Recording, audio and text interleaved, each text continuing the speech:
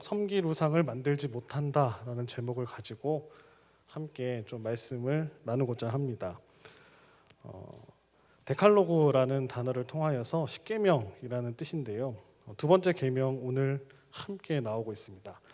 나눠드린 우리 그 강의안 보시면 그림이 하나 있죠. 네, 그림이 있습니다. 렘브란트라는 작가가 네덜란드 화가가 그린 그림인데요. 모세가 지금 뭐 하고 있는 장면인가요? 설명은 좀 써놨지만 돌판 두 개를 땅에 내려 던지기 직전입니다. 네, 모세가 십계명 돌판을 던지는 모습에 초점을 맞춰서 이 화가가 그림을 그렸는데요. 렘블란트는 이제 빛을 좀 그래서 모세 얼굴을 보시고 손 가운데 있는 그 표정을 드러나게 되죠. 표정이 굉장히 낙담한 암울한 표정입니다. 하나님의 말씀을 이제 대신하여 이제 하나님의 거룩한 백성들이 된 노예로 살다가 출애굽한 이후에 시내산에서 이제 언약 백성이 되기 위해서 하나님이 말씀 가운데 특별히 10가지 계명을 돌판에 직접 새겨 주시는데요. 그 말씀을 가지고 이제 백성들에게 나오는데 백성들이 뭐 하고 있었죠? 우상 숭배하고 있었습니다. 네. 금을 모아 가지고요. 아론에게 주어서 아로 새겼다고 합니다. 그냥 불 가운데 던졌더니 뭐 나중에 아론이 변명할 때로는 불 가운데 금을 던졌더니 우상이 뻥 튀어나왔다. 네, 이렇게 말도 안 되는 거짓말을 하는데요. 성경에는 기록되어 있죠. 그 금을 모아가지고 잘 새겨서 금송아지 형상을 만들어서 이 금송아지가 우리를 출애굽시켜줬다. 하나님이다라고 그 앞에서 춤추고 이렇게 의지하며 예배하고 있었던 그 백성들의 모습을 바라보고 지금 하나님이셨던 이 돌판을 던지기 직전의 모습입니다. 오늘 두 번째 계명이 이 그림과 밀접하게 연결되어 있는데요. 그림 옆에 설명을 좀 보시면 히브리어로 보시면요. 오늘 4절부터 6절까지가 총 43개의 단어로 이루어져 있습니다. 근데 이 두 번째 계명을 두 개로 나눠서 전자 후자로 보자면요. 앞에서는 우상이 어떤 형상이든지 만들지 말라고 명령하시는 명령과 그게 한 21개 단어로 이루어져 있고요. 그 뒤에는 왜 이 명령을 지켜야 하는 이유에 대해서 그러니까 우상을 만들지 말라고 명령하시고요. 두 번째로는 왜 우상을 만들면 안 되는지 설명해 주고 계십니다. 그래서 후반부에는 이렇게 표현합니다. 우리 여호와 하나님은 뭐 하시는 하나님이라고 표현하면요. 질투하신대요. 질투하시는 하나님이시고요. 하나님이 자신을 미워하는 자에게는 벌을 주시고 자신을 사랑하는 자에게는 천대까지 큰 은혜의 축복을 주신다. 그런 분이심을 강조해 주고 있습니다. 오늘 십계명 강의 이걸로 끝나서 됩니다. 첫 번째.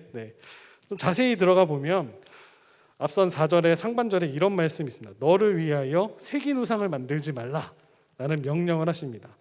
새긴 우상, 아로 새겼다고 하잖아요. 우상을 새기지 말라라고 명령하시는데요. 히브리어로 페셀이라는 단어인데요. 신으로 만들려고 나무나 당시에 구하기 쉬웠던 나무나 돌에 그림을 그리는 거예요. 내가 만난 하나님을 그림을 그려서 하나님은 눈에 보이지 않으시잖아요. 하나님 눈에 보이지 않으시니까 내 눈에 보이는 하나님으로 만들고 싶은 사람들의 그 마음들을 모아서 각자 표현대로 그리는 거죠. 이런 것을 가리는 걸 페셀이라는 단어인데요. 나중에는 좀 더 이제 문명이 발전되니까 그리는 것을 끝나는 것이 아니라요. 녹일 수 있는 금붙이 같은 걸 모아가지고 은이나 금으로 가장 가치가 좋은 것들을 모아가지고 형상을 이제 부어서 만들기 시작하는 겁니다. 만질 수도 있고 보이는 것으로 만들려고 했던 모든 것들을 뜻합니다. 그래서 이 계명에서는 제2계명에서는 누누이 얘기해 주시는 게 무엇이냐면 그런 우상 만들지 말아라. 그런 우상 제조조차 하지 말아라. 금지하고 계십니다. 근데 우상 제조가 하나님을 형상화하는 것에 대한 반대인지 아니면 하나님 말고 당시에 주변에 있었던 황소를 섬기는 바알이나 여신을 섬기는 그런 모습들을 만들지 말라는 것이었는지 이 두 가지로 학자들이 해석이 다양하게 있었다고 하더라고요. 근데 대부분 구약학자들이 이야기할 때는요. 진하게 해놨죠. 하나님의 형상을 만들지 말라라는 뜻으로 이 계명을 이해하면 좋겠다라고 말하고 있습니다. 그럼 이방인의 형상의 우상을 금하는 것은 1계명 안에도 포함되어 있습니다. 지난주 이제 누가 강의했었죠? 지민성 목사. 벌써 다 이렇게 저 걱정되는 것은 오늘 또 이렇게 다 들으시고 나가시면서 싹 잊어버리시고 다음 주에 또 새로운 마음으로 또 오실 수도 있는데요. 1계명에서 하나님의 다른 신을 섬기지 말라라는 안에 포함되어 있습니다. 포함되어 있는데 이 계명은 더욱더 그걸 구체적으로 말씀해주고 있는 것이죠. 그래서 말씀이 출애굽기 20장 4절 말씀에 한번 눈으로 보시면요, 너희는 나를 비겨서 은으로나 20장 23절의 말씀인데요, 은으로나 금으로나 너희를 위하여 신상을 만들지 말고, 출애굽기 20장 23절 말씀입니다. 나를 비겨서 은이나 가장 그 당시에 가치가 있었던 은이나 금으로 비겨서 너희 신상을 만들지 말라라고 결론을 통해서 이야기해주고요. 또 이 본문과 또 동일한 본문인 신명기 4장 15절로부터 16절에는 이렇게 표현되어 있습니다. 여호와께서 호렙산 불길 중에서 너희에게 말씀하시던 날에 너희가 어떤 형상도 보지 못하였은즉 너희는 깊이 상가라. 호렙산 가운데 모세에게 말씀하셨을 때 어떤 형상으로도 보여주시지 않았다라는 것을 말씀하시고요, 소리로만 이야기하셨다는 거죠. 그리하여 스스로 부패하여 자기를 위해 어떤 형상대로든지 우상을 새겨 만들지 말라. 이렇게 하나님께서 형상, 눈에 보이는 것들로 만들지 말라고 금지하고 계십니다. 그래서 시내산에서 처음으로 모세를 만나 주셨던 하나님을 한번 떠올려 보시면요, 어떤 형상으로 나타나시지 않고요, 음성으로 말씀하셨다는 거죠. 하나님의 모습을 소리로 들려주셨습니다. 소리로. 그래서 말씀이었지 그것이 어떤 모습으로 모세를 처음 만나 주셨다는 게 아니죠. 하나님이 이스라엘 백성을 처음 만나셨을 때 음성과 소리로 모세야 이렇게 소리가 났었지, 어떤 눈에 보이는 하나님 같은 사람이 나타나서 나를 따라 이렇게 말씀하시지 않았다는 것이죠. 이건 뒤에 좀 더 자세히 살펴보도록 하고요. 4절 이제 하반절에 보시면 그래서 명령하시죠. 하늘에 있는 것이나, 구체적으로 이제 제시해 줍니다. 하늘에 있는 것이나 아래로 땅에 있는 것이나 땅 아래 물속, 이 세 가지 다 말씀하신 물속에 있는 어떤 형상도 만들지 말아라. 하나님의 모습을 땅에, 하늘, 그 땅 밑에 있는 물 가운데 있는 것 어떤 거로도 표현하지 말아라 이야기합니다. 그래서 오늘 말씀을 정리해 보면 하늘과 땅과 물속이라는 세 가지로 이야기하고 있는데요, 이것은 당시, 오늘날 저희들도 포함되지만 당시 고대인들이 생각할 때 모든 만물이 포함되어 있는 범주 안에, 그 포함되어 있는 이 세 가지 안에 온 세상을 말하는 겁니다. 그냥 단순히 땅과 하늘과 물속에 있는 것이 아니라 이 세상이 어떤 걸로도 하나님의 모습을 만들지 말라 명령하고 계신다는 것이죠. 그래서 온 우주의 모든 것 가운데 그 어떤 형상으로도 만들어져서는 안 된다, 하나님의 모습이 만들어져서는 안 된다라고 강조해 주신 것입니다. 당시 이스라엘 백성들이 살고 있었던 출애굽해서요, 그 당시 살고 있었던 고대 근동 세계에서 하늘과 땅과 물속, 이 모든 것들을 형상을 떠서 신상을 만들었고요, 또 신상에 옷을 입히고 화장을 시키고 음식을 대접하기도, 우상 섬기기도 하잖아요. 피라미드를 생각해 보시면 좋을 것 같아요.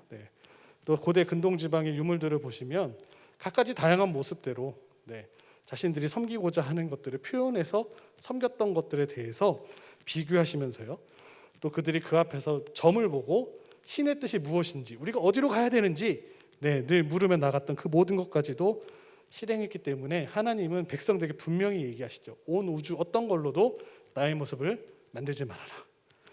계속해서 보시면 그래서 이스라엘 같은 경우는요, 하나님의 형상화를 철저히 금지시켰다라는 것입니다. 1계명과 함께 2계명에서 하나님의 형상을 금지시킨 이유는 어찌 보면 좀 특이한 형상이기도 한데요, 신이라면, 나를 따르는 사람들이라면 나의 모습을 좀 구체적으로 보여주고 싶잖아요. 너희가 따르는 모습을 정확하게 보여준다면 따르는 백성들도 아, 이분이 우리를 출애굽시켜 주신 분이구나, 그분을 딱 바라보면서 신앙이 없을 때도 그분을 바라볼 때 좀 영험함도 느끼고, 마치 이렇게 불교에서 보시면 큰 절에 가보시면 뭐 불상을 크게 짓는다거나, 또 아니면 뭐 팔공산 같은 데 올라가 보시면 뭐 한국에서 제일 큰 뭐가 있다거나, 그러면 그 크기에 압도되어서 경외심을 갖게 하거나 그런 모든 것들을 작용하게 할 텐데요, 하나님은 그런 것들을 다 그림이든지 어떤 걸로든지 다 제한시키십니다. 당시 이런 것들을 활용해서 사람들을 더 끌어모을 수도 있었겠지만 다 철저하게 제한시켜 버리십니다. 그래서 세 번째 단락 보시면 왜 이스라엘에서만 하나님께서 유독 신이신 하나님의 형상을 하나님 형상들 만들지 말아라 요구하셨을까요? 그래서 보통 신앙의 대상이었다면 뭔가 만들어 놓고, 야, 이 사람이 바로 우리를 구원해 주신 하나님이시다, 그래서 모세가 돌판을 던지기 직전에 그 이스라엘 백성들의 모습이 당시 사람들이라면 누구나 갖고 있었던 생각이었음에도 불구하고 말씀으로 살펴보면 그렇게 말씀하시지 않다는 것이죠. 신상을 만들면 또 신의 능력도 보여주면서 설명하기도 좋잖아요. 하나님이 이런 모습 저런 모습. 그래서 하나님의 능력은 이렇게 뭐 칼이나 하나님 우리를 보호하시는 방패 이렇게 표현하면서 야, 이 모습을 봐라. 이런 분이 우리와 함께 하신다. 이런 분이 우리와 함께 도와주신다 라고 말하기 쉬웠겠지만 그런 것들을 다 버리게 하신다는 거죠. 그래서 단순하게 어떤 그림이나 형상을 통하여서 사람들을 지켜주시고 운명과 같이 저분만 따라하면 되겠구나 라는 것이 아니라 맨 마지막에 보시면요, 하나님을 섬기기 위해 하나님을 그림이나 형상으로 만든다는 것은 그 하나님을 인간이 마음대로 조작할 수 있는 생각으로 이어질 수 있다는 것을 경고하시기 위해서 만들지 말라고 하시다는 거죠. 사람이라는 것이요, 참 신기한 게 무엇이냐면 만들잖아요. 그러면 이 모습에 이걸 좀 더 첨가하면 더 좋겠다. 네. 시대가 바뀌고 문화가 바뀜에 따라서 하나님이 우리를 인도해 주셨는데 이런 하나님이 아니실까? 상상과 호기심을 더해서 이제는 신을 마음껏 조종할 수 있는 마음도 들 수 있는 그런 마음들을 하나님께서 미리 하셨기 때문에 그런 것들 다 금하셨다라는 거죠. 이 페이지 보시면 말씀이 먼저 나옵니다. 신명기 4장 11절로 13절 말씀인데요. 저희들 한 목소리로 함께 강의 한번 보시면서 함께 읽어보도록 하겠습니다. 시작. 너희가 가까이 나와서 산 아래에 서니 그 산에 불이 붙어 불길이 충천하고 어둠과 구름과 흑암이 덮였는데 여호와께서 불길 중에서 너희에게 말씀하시되 음성뿐이므로 너희가 그 말소리만 듣고 형상은 보지 못하였느니라. 여호와께서 그의 언약을 너희에게 반포하시고 너희에게 지키라 명령하셨으니 곧 십계명이며 두 돌판에 친히 쓰신 것이라. 아멘. 신명기 말씀은 오늘 본문에 나왔던 출애굽기 20장에 나오는 십계명의 말씀을 요약 정리해주는, 요약 정리해서 한마디로 표현해주고 있습니다. 하나님께서 시내산에 강림하셨을 때, 임하셨을 때요, 불이 붙어서 불길이 충천한데도 불이 번지지 않았습니다. 떨기나무 가운데 불꽃이 막 타오르는데 그 불꽃이 우리가 평상시 보던 불꽃과 달랐겠죠. 모세가 봤을 때요. 그럼에도 불구하고 어둠과 구름과 흑암이 덮인 것으로 인간으로서는 도저히 이해할 수 없는 그림을 표현하게 되죠. 그것을 그림으로 표현한다면 누구도 봐서는 상상할 수 없는, 그래서 전혀 그림으로도 표현하기 힘든 모습이었을 것입니다. 근데 밝은 불 가운데 계시면서도 또 완전한 흑암 속에 계시는 분이 모세가 하나님을 그렇게 묘사했기 때문에요. 하나님이 어떤 분이시는지 이제 결정적으로 보여주는 그림은 밝은 불 가운데 계시면서도 완전한 흑암 가운데 계신 하나님은 인간이 함부로 조종할 수 있는 분이 아니구나. 빛 가운데 계시고 어둠 가운데 계시는데 우리가 알던 신의 모습이 아니었다는 것이죠.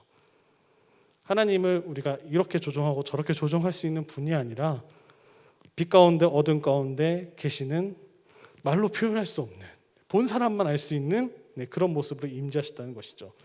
불 가운데 계신 하나님 환히 보았다 하더라도 하나님 아직 신비롭게 흑암 가운데 계시는 분이었기 때문에 불 가운데 봤다는 분들은 어두움을 못 봤고요. 어두움을 봤다는 불을 못 봤기 때문에 반쪽, 완전한 하나님을 이해할 수 있는 인간의 그런 한계에 대해서 이야기한다는 것이죠. 그래서 불 가운데도 임하시고 어둠 가운데도 흑암 가운데도 임하시고 구름 가운데도 임하시는 그 하나님을 과연 누가 마음대로 조종할 수 있냐는 것이죠. 그런 의미를 던지고 있다는 것입니다. 그래서 신명기 4장에서는요, 하나님을 함부로 우리가 조종할 수 있는 분이 아니구나, 하나님을 함부로 우리의 뜻대로 이끌어갈 수 있는 분이 아니구나라는 것을 명확하게 이야기해주고 있습니다. 그렇다면 사람이 어떻게 하나님께 나아갈 수 있는지, 그렇죠? 우리가 하나님을 조종할 수 없다면 우리가 어떻게 그럼 하나님께 나아갈 수 있는지, 은혜롭게도 하나님께서는 자신을 알려주시고 자신에게 접근할 수 있는 길을, 올 수 있는 길에 대해서 모세를 통해서 백성들에게 말씀해 주셨다라는 것이죠. 자신을 친히 계시하십니다. 보여주십니다. 자신을 드러내십니다. 그 백성들에게 드러내심을 통하여서 나아갈 수 있는 길을 보여주셨다는 것이죠. 그래서 하나님께 나아갈 수 있는 길은요, 어떤 다른 것을 선택해서 어떤 요렇게 기도해서 하나님 나에게 응답해 이런 어떤 공식과 같은 길이 아니라요. 우상의 형상과 같이 모양이 있어서 그 길을 따라가는 것이 아니라 오직 뭐를 통해서 갈 수 있다고요? 말씀을 통해서 갈 수 있는 길을 4장에서 보여주시는 거죠. 그래서 13절에 보셔더라도요. 언약을 너희가 반포하시고 지키라 명령하시면서 십계명을 주고 두 돌판에 친히 쓰셨다 표현을 쓰고 있다는 것이죠. 백성들에게 말씀을 주셨다는 겁니다. 이스라엘 백성들을 잘 생각해 보시면요. 이스라엘 백성들은 요셉을 알지 못하는 왕이 등극하면서요. 백성의 숫자는 약속하신 대로 민족을 이루시기 위해서 정말로 많이 났습니다. 수많은 민족이 사람이 많아야지 민족을 이루지 않습니까? 숫자는 늘어나는데 그것을 억제하기 위해서 남자아이들은 다 죽이라고 명령까지 할 정도로 기하급수적으로 늘어나는 그 백성들이 너무나 많아지니까 이제 요셉을 알지 못하는 왕이 등장하면서 이들을 노예로 사용하게 되죠. 그래서 무려 한 400년의 시간 동안 애굽에서 노예 생활하는 이스라엘 백성들의 모습이 드러나게 됩니다. 그래서 한 사람 모세를 통하여서 그 백성들을 구원하시는 이야기가 출애굽기 이야기, 출애굽 통하여서 그런 놀라운 이야기가 저희들이 성경에서도 살펴볼 수 있으셨는데요. 그렇게 노예였던 백성들을 이끌고 나오셔서요. 처음부터 나왔냐 쉽지 않았죠. 애굽의 왕 바로가 마음이 강팍해져서요. 하나님의 말씀을 듣고 나온 모세와 형 아론에게 그래 가라. 이렇게 말했다면 참 쉽게 이야기가 진행되었겠지만 처음부터 쉽지 않았습니다. 마음을 바꾸고 10가지 재앙을 통하여서 마지막에 장자 죽음을 통하여서 그 이후에야 이제 풀어주고요. 풀어준 백성들을 또 뒤쫓게 됩니다. 그래서 홍해 앞에 그 백성들이 가로막히게 되어지고요. 하나님의 능력으로 홍해를 갈라주시고 이스라엘 백성들이 거기를 건너가고요. 추격해오던 애굽의 모든 군대가 물속에 수장되어지는 이야기들을 너무나 잘 알고 계시죠. 그렇게 넘어왔다면 거기서 끝난 것이 아니라 계속해서 그 하나님의 백성 어떻게 나아가야 되냐. 그들을 구원해 주시면서 시내산까지 이끌어 가시면서 무엇을 주셨냐? 오늘 십계명을 주셨다는 겁니다. 십계명은 말씀을 주셨다는 거잖아요. 노예로의 삶을 살았던 이스라엘 백성들에게 하나님의 거룩한 언약의 백성이 된 하나님의 백성이 언약의 백성들은 어떻게 살아야 될지 말씀을 주셨다는 거죠. 그냥 대충 지도자 한 명 세우고요. 이렇게 해라 이렇게 지도자를 통해서 말씀하신 것이 아니라 그를 통하여서 하나님의 말씀을 대언케 하시고 하나님께서 그들에게 삶의 방향을 제시해줬다는 기준을 정해주셨다는 겁니다. 노예의 특징이 있죠. 그냥 먹고 싶으면 먹고 자고 싶으면 아무데나 자고요. 삶의 미래도 없고요. 매일매일 주어진 삶에 그냥 살아가는 거죠. 하나님의 백성이 된 그들에게 이제 기준을 제시해주고요. 이것이 죄다 아니다라는 구체적인 기준을 주심으로써 그들이 하나님의 언약의 백성으로 어떻게 살아가야 되는지 그 방향을 제시해 주셨다는 거죠. 그것이 오늘 지금 나오는 그 방법과 같지요. 말씀을 통해서 백성들에게 자신의 모습을 드러내셨다라는 겁니다. 앞서서 말씀드렸다시피요. 우상의 형상이 아니라 그냥 당시 여러 종교의 모습과 같이 하나님은 이런 분이다. 아로 새겨서 만들었던 어떤 돌의 모습이나 금부치의 모습이거나 아니면 그림의 모습으로 그려낸 모습이 아니라 하나님은 음성과 말씀을 통해서 생생한 라이브로 백성들에게 나는 누구다라고 전달해 주셨다라는 것이죠. 그래서 신명기 4장에서 오늘 읽으셨던 본문을 통해서 저희들이 알 수 있는 것은 무엇이냐면 하나님이 그 사랑하는 백성들에게 말씀해 주셨다는 겁니다. 내가 누구인지 직접 이야기해 주셨다라는 것을 저희들이 살펴볼 수 있죠. 하나님과 그의 백성의 만남의 방식은요. 음성과 말씀을 통해서 전달되어진 겁니다. 요즘에 젊은 아이폰 쓰는 유저들이 많이 쓰는 웹이 하나 생겼는데요. 클럽하우스라는 어플이 있습니다. 들어보셨나요? 아이폰을 잘 안 쓰셔서 아이폰 유저들만 가입할 수 있는데요. 클럽하우스라는 어플이 어떤 거냐면 이제 유명한 셀럽이라고 해서 이제 이끌어가는 알런 머스크나 빌 게이츠나 이런 사람들이 가입을 하면서 그 웹이 갑자기 폭발적으로 부흥했습니다. 단순합니다. 음성으로 서로 대화하는 거예요. 보는 게 아니라요. 그냥 귀로 듣기만 하는 거예요. 근데 녹음이 되지 않아요. 어떤 주제를 가지고 한 사람이 방을 열어서요. 그 사람들 따르는 사람들이 그 시간에 들어와서 어떤 주제에 대해서 서로 토론하고 발언권을 주고 막 이야기하는 겁니다. 근데 녹음도 되지 않고요. 그 나중에 배포하려면 서로 동의를 얻고 이렇게 하더라고요. 그것이 또 젊은 사람들 사이에서 또 획기적으로 또 자신이 좀 관심 있는 바와 함께 네. 옛날 같은 뭐 글로 쓰고 뭐 트위터나 이런 거 페이스북이나 뭐 인스타그램이나 이런 걸 통해서 뭐 사진을 올리거나 글을 쓰는 걸 했다면 지금은 이제 다 필요 없이 듣고 말하는 걸로 보이지 않고요.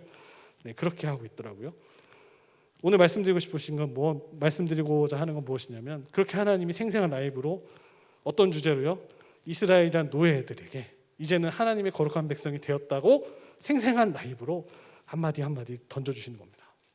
돌판에 새겨주시는 건요, 약속하신 것이죠. 너희는 이제 하나님의 언약의 백성이 되었다. 그러면서 계속해서 성막도 짓게 하시면서 그 구름과 또 그 가운데 음성으로 말씀하시잖아요. 임재하시는 가운데 하나님의 거룩한 음성으로 날마다 말씀해주고 계시다는 거죠. 그래서 돌판에 기록돼서 들어가는 말씀과 더불어서 그들에게 강력한 말씀으로 함께 하신다는 거죠. 언약궤도 만들게 하시죠. 언약궤를 보시면 10가지 말씀, 10가지 약속이 담겨져 있는 십계명 말씀이 그 언약궤에 들어있다라는 것을 저희들이 살펴볼 수 있는데요. 그것을 이제 언약궤 누라고 법궤라고 해서요.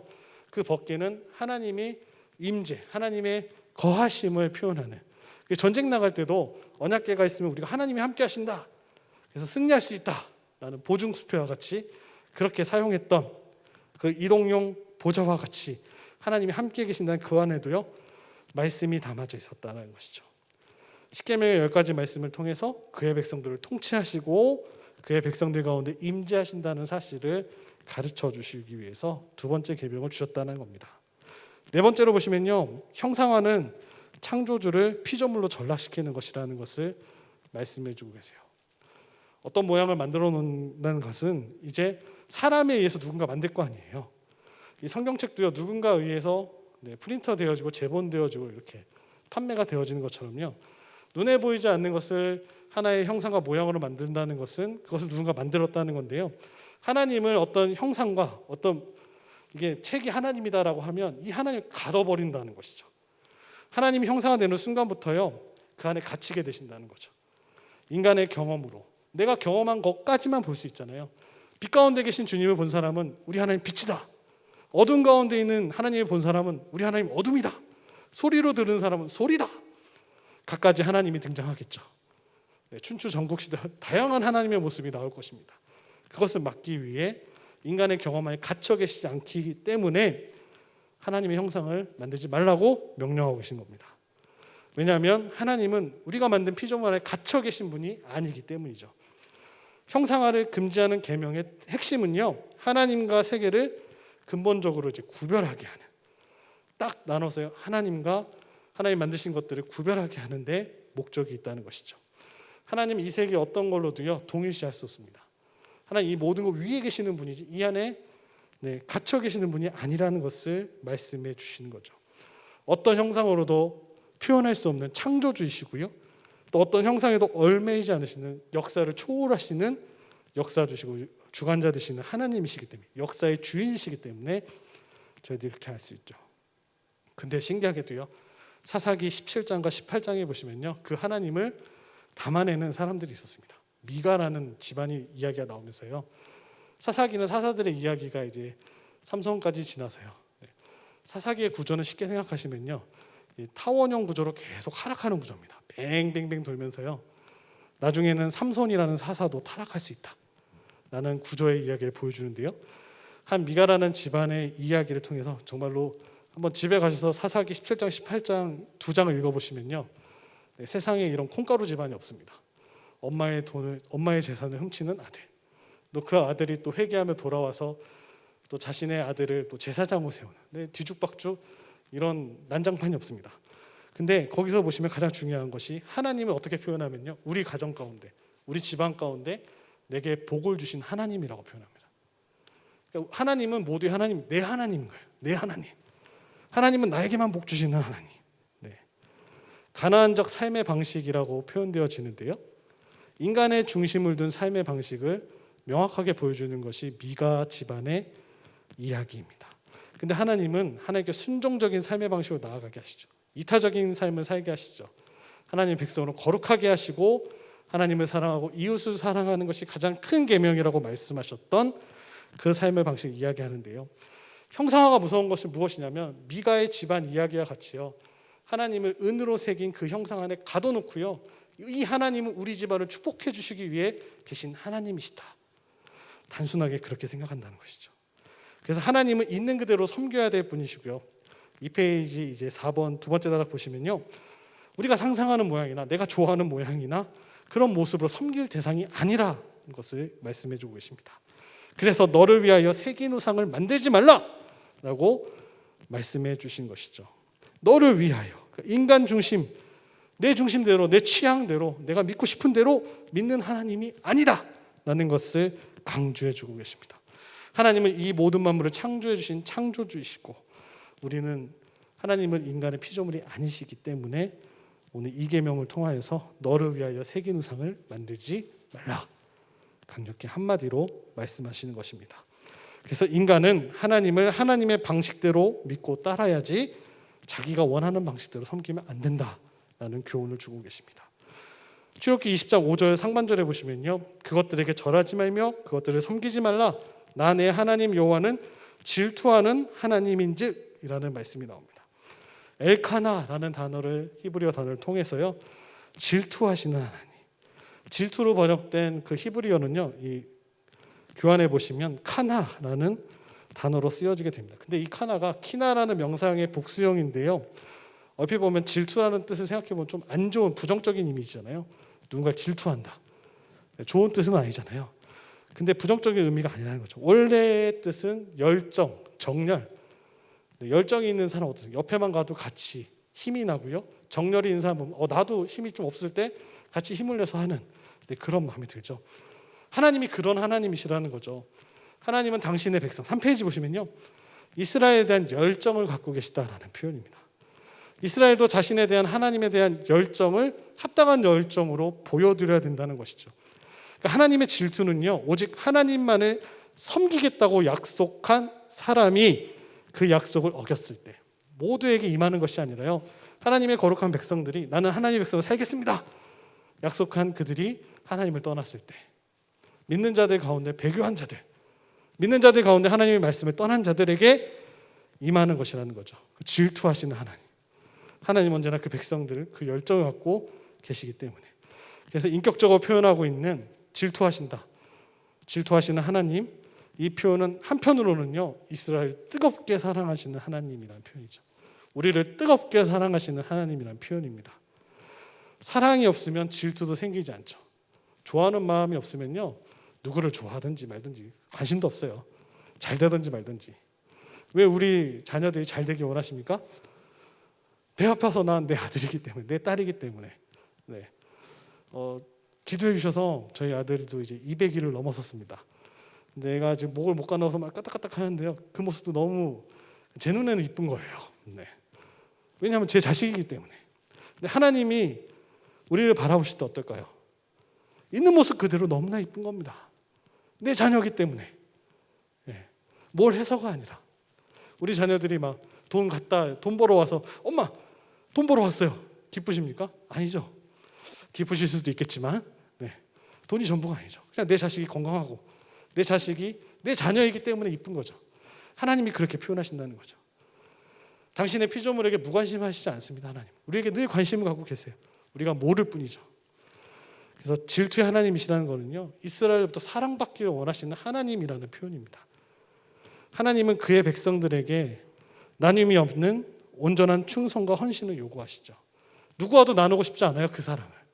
내 아들을 사랑하는, 내 딸을 사랑하는 그 마음을 누구와도 나누지 싶지 않고 온전히 사랑하기를 바라는 하나님의 마음을 표현해 주고 계신다는 거죠. 그래서 신명기 6장 4절 5절 말씀 함께 한번 읽어보도록 하겠습니다. 시작. 이스라엘아 들으라, 우리 하나님 여호와는 오직 유일한 여호와이시니 너는 마음을 다하고 뜻을 다하고 힘을 다하여 내 하나님 여호와를 사랑하라. 왜 이걸 미간에 붙이고 날마다 묵상하고 읽을까요? 하나님이 원하시는 삶이 이거이기 때문이죠. 너는 마음을 다하고 뜻을 다하고 힘을 다하여 내 하나님 여호와를 사랑하라. 하나님은 당신의 백성들에게 유일한 사랑의 파트너가 되기를 원하신다는 거죠. 이 사랑을 어느 누구와도 뺏기지 원치 않으시고요, 교제하기 원하시고 함께 나아가기 원하신다는 말씀입니다. 질투하시는 하나님, 우리에게 관심이 너무나 많으시고요, 우리를 사랑하시기 때문에 질투하신다는 그 사실을 잊지 마시기 바랍니다. 마지막으로요, 5절과 6절 말씀입니다. 나를 미워하는 자의 죄를 갚되 아버지로부터 아들에게로 3, 4대까지 이르게 하거니와 나를 사랑하고 내 계명을 지키는 자에게는 1000대까지 은혜를 베푸느니라. 제가 3, 4대까지 이른다는 대목이 좀 무섭게 다가오시죠. 나의 죄로 인해서 3, 4대까지 이 죄가 연자죄와 같이 흘러간다. 아비의 죄로부터 자손의 3, 4대까지 불행을 당한다는 것이 억울하지 않으세요? 그렇죠? 벌이라는 것이 죄 지은 사람이 받으면 됐지 왜 죄를 짓지 않았던 나의 후손들까지도 이렇게 죄를 져야 되나? 무관한 자식들과 손자들이 만약 그 죄를 받는다고 생각하시면 하나님의 정의는 어디 있지? 모순되는 건 아닌가? 생각이 드실 겁니다. 그래서 말씀에 그냥 이 말씀대로 그냥 문자 그대로 읽는다면 3, 4대에 걸친 하나님 보복하신다, 복수할 거야, 그런 것이 아니라는 것이죠. 그래서 이걸 오해해서 또 어떤 분들은 가게 흐른 저주를 끊어야 된다, 가게 흐른 죄가 있는데 회개하고, 그건 다 거짓말입니다. 그거 상관없죠. 자손대대로 조상의 죄값을 치러야 한다는 것은 구약성경 어디에도 나와 있지 않습니다. 근데 왜 이렇게 이야기하셨을까? 신명기 24장 16절을 보시면요, 아버지는 그 자식들로 말미암아 죽임을 당하지 않을 것이요 자식들은 그 아버지로 말미암아 죽임을 당하지 않을 것이니 각 사람은 자기 죄로 말미암아 죽임을 당할 것이니라. 명확하게 이야기하십니다.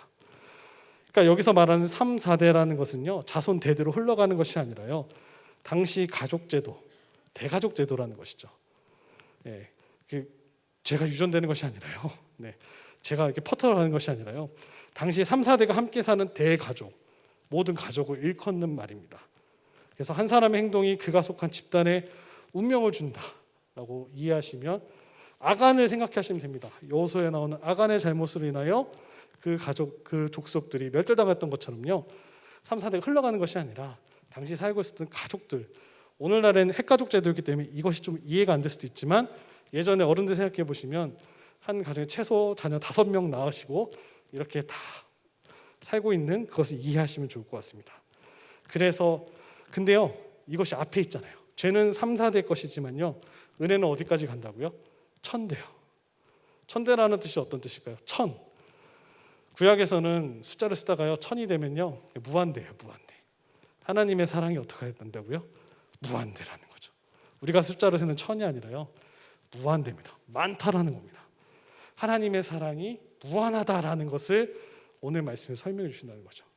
죄를 갚는 건 3, 4대, 당시 대가족 표현하고요, 1000대까지 이르러 뭘 주신다고요? 은혜를 베푸신다. 하나님의 은혜가 제한이 없다라는 사실입니다. 무한대로 흘러간다는 사실을 오늘 이 계명에서 약속해 주고 계신다는 것이죠. 죄는 벌은 될 수 있도록 적게 주시고 복은 될 수 있는 대로 많이 주시는 분이 누구세요? 우리 하나님이세요. 오해하지 마세요. 그냥 복 주시는 하나님 이렇게 간단히 생각하시는 게 아니라 우리 죄도 숨길 수 없는 죄로 많이 있지만 그 죄보다 더 큰 것이 무엇이냐? 하나님의 은혜라는 것이죠. 그래서 우리에게 누굴 보내주셨어요? 독생자이신 아들 예수 그리스도를 보내주신 그 하나님의 사랑을 저희들이 알 수 있다는 것이죠. 시편 30편 5절 말씀에요, 이렇게 시인은 하나님의 본심을 이야기하고 있습니다. 함께 읽어볼까요? 시편 30편 5절 말씀입니다. 시작. 그의 노염은 잠깐이요 그의 은총은 평생이로다. 저녁에는 울음이 깃들일지라도 아침에는 기쁨이 오리로다. 아멘. 정말 시인의 표현이 너무나 우리의 마음과 같죠. 노염은 잠깐이고요, 은총은 어떻게 된다고요? 평생. 그 약속된 하나님의 사랑을 누리시는 우리 사랑하는 성도님 되시기를 축복합니다. 하나님의 그 풍성한 은혜와 사랑을 제한하지 마시고요, 누리시는 우리 사랑하는 성도님 되시기를 소망합니다. 하나님의 형상, 우리는 자기 형상대로 지음받은 하나님의 거룩한 백성입니다. 아담이 범죄함으로 말미암아요 하나님의 형상이 훼손되었지만 제2아담으로 오신 예수 그리스도를 통하여 온전하게 회복되어진 주님 다시 이 땅 가운데 오셔서요, 심판대 섰을 때 우리는 아무 공로 없지만 예수 그리스도의 십자가의 은혜로 말미암아 영원한 생명을 받은 사람들이 누굴까요? 나입니다. 나입니다. 그런 영원한 은혜를 받은 우리가 누구냐? 우리라는 것이죠. 오늘 이 계명이 딱딱한 하나님의 형상을 만들지 말라라는 계명을 단순히 우리가 이해해 오셨다면 우리의 죄는 3, 4대에 걸쳐, 근데 하나님의 은총은 평생 영원하다는 것을 말씀해 주고 계신다는 거죠. 세상에 나가서 삶으로 그리스도의 삶을 드러낼 필요는 없습니다. 제가 오해하실 수도 있는데요, 우리의 삶을 드러내는 것이 아니라요, 우리는 그냥 그리스도인으로 살아갑니다.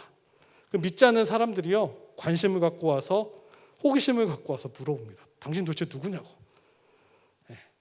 내가 예수님 믿는 사람이야 말하지 않아도요, 우리의 삶의 모습을 통해서 전도가 되어지고요, 우리의 삶의 모습을 통하여 사람들의 마음에 울림을 줄 수 있는 사람이 누구냐, 바로 이 자리에 앉아 계신 한 분 한 분이시라는 거죠. 교회는 예수 그리스도를 통하여 하나님의 형상이 회복되어진 공동체입니다.